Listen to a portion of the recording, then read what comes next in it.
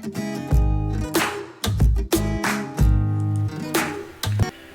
everyone, welcome back to my channel Investor Happy. Halo semua, video kali ini kita akan bahas saham CNKO. Nah, ini request dari subscriber channel Investor Happy ya. Kita akan bahas saham CNKO. Untuk teman yang mau request silahkan ya. Nah, nanti kalau bisa saya bikin videonya. Oke, sebelum pembahasan kita disclaimer dulu bahwa di sini hanya sebatas berbagi informasi, bukan ajakan untuk beli ataupun jual di emiten yang terkait di video ini. Oke, CNKO ini masih di support terkuatnya ya, di 50 ya, dengan over volume sekitar 575.000 ya untuk hari ini. Nah, untuk di ini ya, di bid overnya ini kelihatan ya, awal bursa langsung ya ada barang lumayan besar ini 50.000, 27.000, 10.000, ini ada 20.000. Nah, cukup besar ya di awal, memang langsung ada barang banyak ya. Tapi ini ya guys ya, untuk emiten ini memang sedang tidak baik-baik saja ya untuk segi laporan keuangannya. Nanti kan kita coba bahas ya untuk laporan keuangannya. Oke, untuk bid overnya ya memang awal bursa langsung ya ini langsung diganjel ya beberapa, entah ini siapa yang ganjel, cuma memang laporan keuangannya belum bagus. Nah, data reviewnya kita lihat ya, CNKO ini ada pembelian sekitar 500 ya, 500 lot atau 2,5 juta ya, dengan yang jual AI. Berikutnya ada AG, ada XC ya, ini 2 lot sekitar 10.000 kan, 10.000 guys. Nah, kita lihat ya untuk dari sini kita kelihatan memang di awal langsung diganjel ya, lumayan besar. Nah, kita lihat laporan keuangan ya, ini penting karena emiten seperti ini harus kita lihat laporan keuangannya, karena ini emiten 50 ya. Jatuhnya tuh karena apa ya? Apakah karena memang sedang di markdown ataupun memang kinerjanya sedang tidak baik-baik saja. Nah, ini kuartal kedua, ini kuartal ketiga ya, ini kuartal ketiga. Nah, kita lihat ya, kuartal ketiga ini CNKO ini punya aset sekitar 1,3 triliun. 1,2 guys, tadi dulu. 1,2 triliun ya, di sini disajikan dalam bentuk ribuan ya, artinya kalau ribuan ini tambah nolnya 3 teman ya, jadi 1,2 T ya. Nah, kalau di sini jutaan, nanti teman tambahin nolnya 6 ya.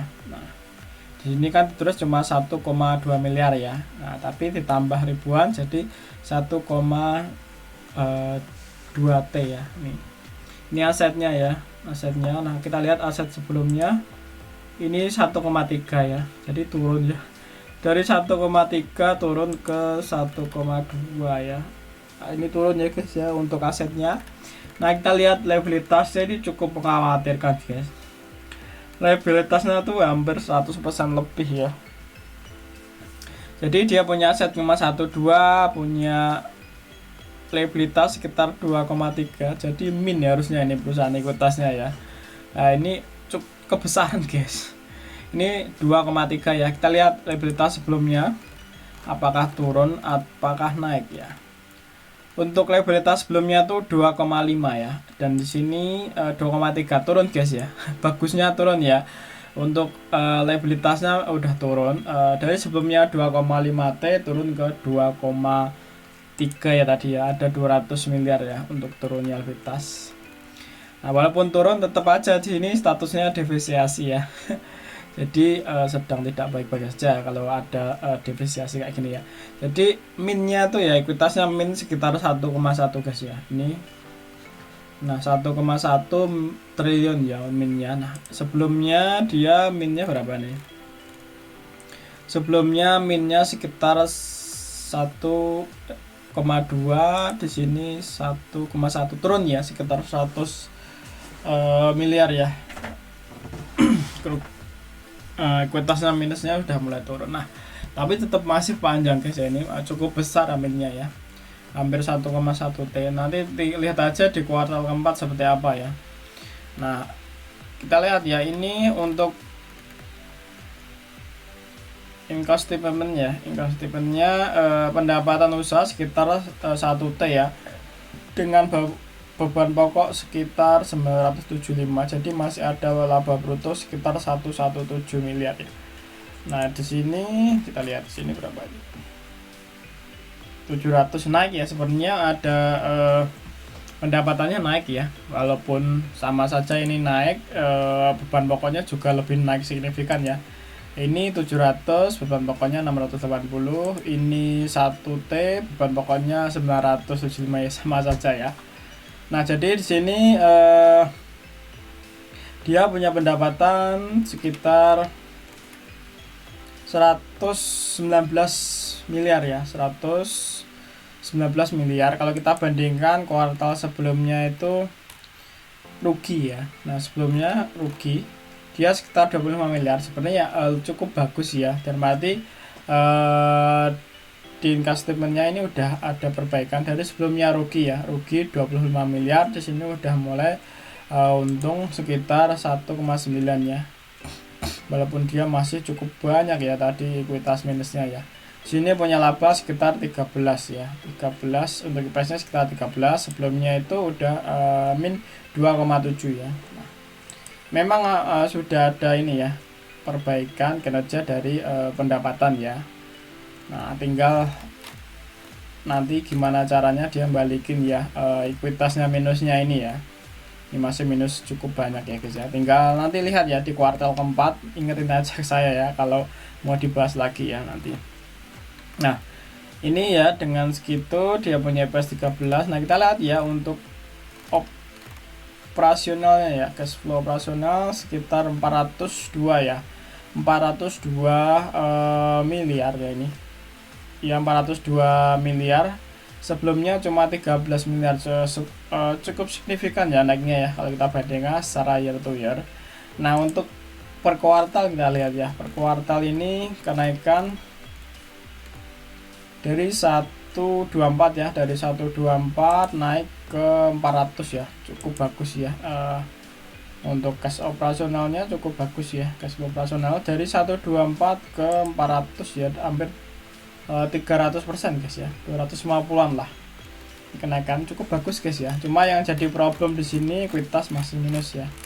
Nah sekitar minusnya 1,1 ya. Nanti kita lihat ya di sini labanya juga sudah mulai profit ya. Dan mati kalau kan seperti kuartal ketiga masih minus ya, minus 2 miliar, dan sini sudah ada laba ya sekitar 119. Harusnya nanti ini sudah ada pengurangan ya.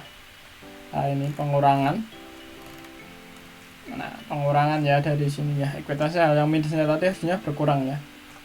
Ya tinggal kita lihat aja. Cuma di sini ada ini ya, belum ditentukan penggunaannya nih, saldo laba defisit ya. Ini 1,7 T, nanti cari tahu aja ya guys ya, aku lagi males nyari ini ya. Nah ini abaikan aja, sebenarnya nggak ngurangi ekuitas sama sekali ini ya. Nah yang penting dipantau aja guys ya, kalau mantau emiten ini silahkan aja dipantau di kuartal keempatnya ya.